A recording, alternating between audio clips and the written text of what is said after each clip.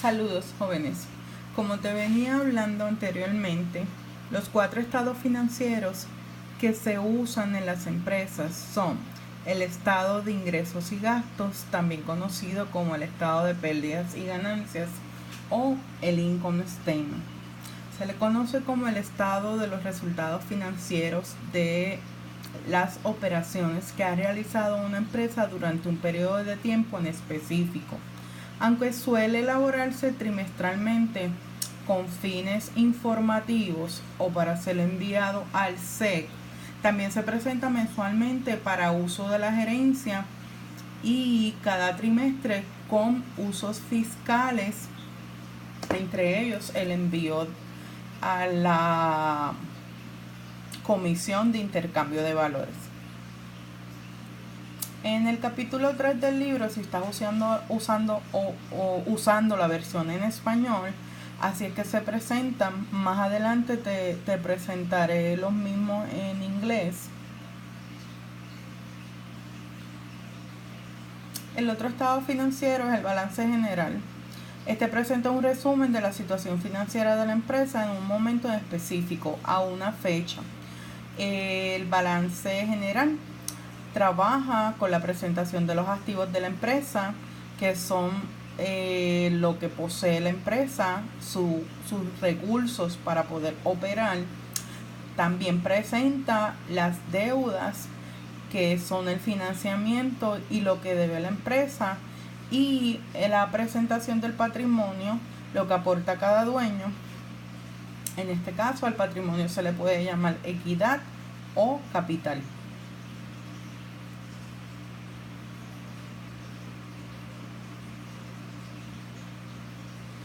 El estado de ganancias retenidas tiene el propósito de reconciliar el ingreso neto ganado durante un año específico o durante un periodo específico, que puede ser un trimestre o un mes, y cualquier dividendo pagado en efectivo, con el cambio entre las ganancias retenidas entre el inicio y el fin de ese año.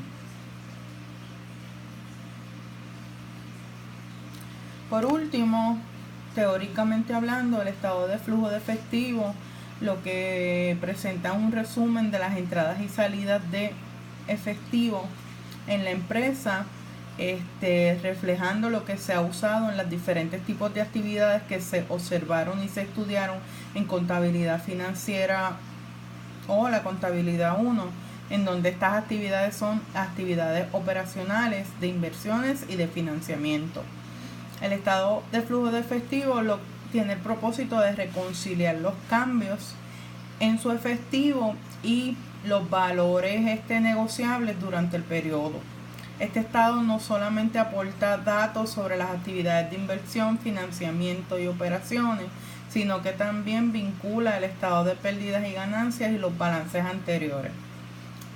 Para realizar un estado de flujo de efectivo vas a necesitar 2 estados financieros que tengan secuencia o sea, si quieres hacer el cash flow del año 17, necesitarías tener el balance sheet del año 16 y el balance sheet del año 17 para hacer comparaciones entre los números, porque hay que hacer unos cálculos de los valores que tienen, buscando si los mismos aumentaron o disminuyeron.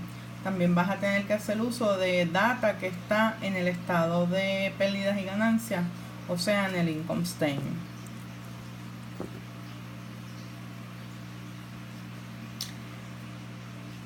Estándar número 52. El Consejo de Estándares de Contabilidad Financiera, mejor conocido por sus siglas FASB, el Financial Accounting Standard Board, ordena que las empresas con sede en Estados Unidos conviertan sus activos y pasivos denominados en moneda extranjera a dólares para su consolidación con los estados financieros de las empresas matrices. Esto se hace aplicando el método de la tasa corriente. También debes conocer que en la actualidad, si Estados Unidos va a comercializar con otro país, no es obligatorio que los otros países presenten los estados financieros en moneda americana o en dólar. Por la utilización de las normas internacionales de contabilidad, los IFRS, International Financial Standard Report, o Report Standard, mejor dicho. Estas normas han sido aplicadas para que los estados financieros se presenten en la moneda de cada país. Antes la moneda universal era el dólar, pero actualmente no es requisito que los países extranjeros que hacen negocios con Estados Unidos presenten los mismos en moneda americana. Por otro lado, las cuentas patrimoniales se convierten a dólares usando el tipo de cambio que está vigente cuando se realiza la inversión patrimonial de la empresa matriz a la tasa histórica. Las ganancias retenidas se ajustan para reflejar las utilidades o pérdidas operativas de cada año. La otra sección del capítulo se dirige a que tú, como futuro gerente o futuro contador, puedas saber analizar los estados financieros por medio de unas razones financieras. El análisis de razones financieras incluye métodos de cálculo e interpretación de las mismas para analizar y supervisar el desempeño de las acciones. Los accionistas actuales o potenciales se interesan en los niveles presentes y futuros de riesgo y rendimiento de la empresa que afectan directamente el precio de las acciones. Por medio de las razones financieras se presenta un análisis de los 4 estados financieros en donde los potenciales inversionistas pues pueden ver cómo la empresa ha ido ejecutando sus operaciones tanto del área de financiamiento de inversiones como del área operacional. Los acreedores se interesan principalmente en identificar si la empresa tiene liquidez a corto plazo, así como su capacidad de realizar el pago de intereses y principales. La administración se interesa en todos los aspectos de la situación financiera de la compañía y trata de generar razones financieras que sean favorables tanto para los dueños como para los acreedores. Además de el análisis financiero usando razones, las razones meramente son unas fórmulas, donde estas fórmulas tú las vas a aplicar buscando data de los estados financieros, haciendo el cálculo, luego el cálculo pues lo analizas para llegar a unas conclusiones. Hay otras formas también de analizar los estados financieros, como por ejemplo realizando un análisis de una muestra representativa, que es la comparación de las razones financieras de diferentes empresas en el mismo periodo, en donde tú analizas la empresa donde tú estás trabajando versus otras empresas que caen dentro de la misma industria. También se puede usar el benchmarking, que es una evaluación comparativa en donde es un tipo de análisis de una muestra representativa en el que los valores de las razones de la empresa se comparan con las de un competidor clave o de un grupo de competidores a los que la empresa desea imitar.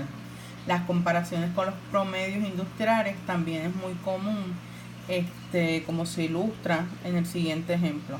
Si observamos aquí en este ejemplo, tenemos diferentes empresas en esta columna. Empresas relacionadas, por ejemplo, al área de computadoras Dell y Hewlett Packard. Empresas relacionadas al área de construcción Home Depot y Lowe's. Empresas relacionadas a comestibles Kroger y Whole Food Market.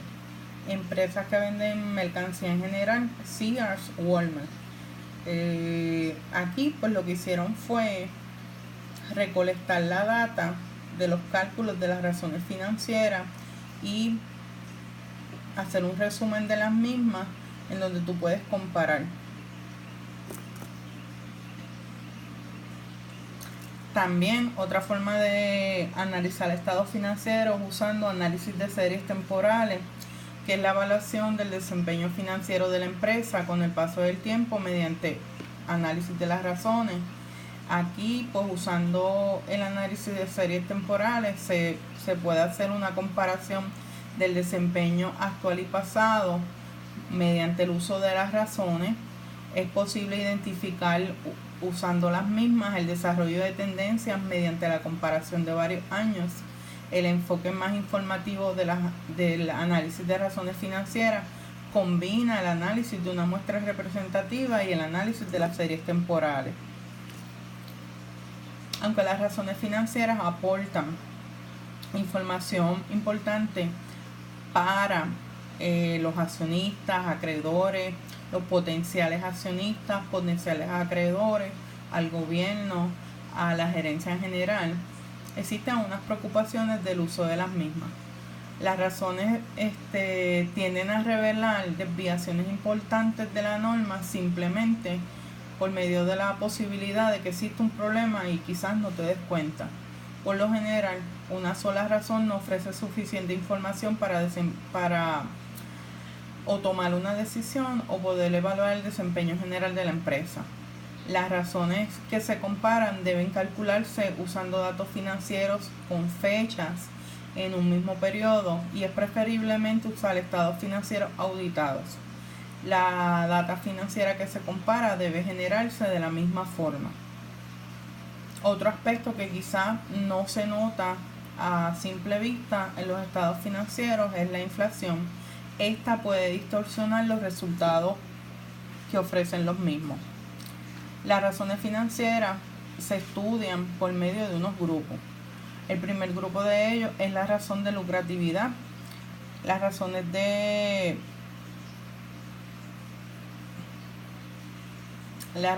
liquidez, corrijo. Después están las razones de actividad, las razones de endeudamiento, las razones de rentabilidad y las razones de mercado. En las razones de liquidez, básicamente lo que se va a hacer es buscar si la empresa tiene la habilidad para poder pagar sus deudas a corto plazo usando sus recursos a corto plazo y que aún así le sobre dinero. Mientras que las razones de actividad lo que hacen es medir cómo la empresa, usando X activos, opera y cómo la actividad de esa empresa es efectiva. Luego tenemos las razones de lucratividad. Estas razones lo que van a medir es la forma en que la empresa ha obtenido sus ingresos. Tenemos también las razones de endeudamiento. La palabra lo dice, que lo que trabajan son con deudas. Y por último tenemos las razones de mercado, que lo que mide son cómo esa acción ha ido bajando o subiendo. Gracias.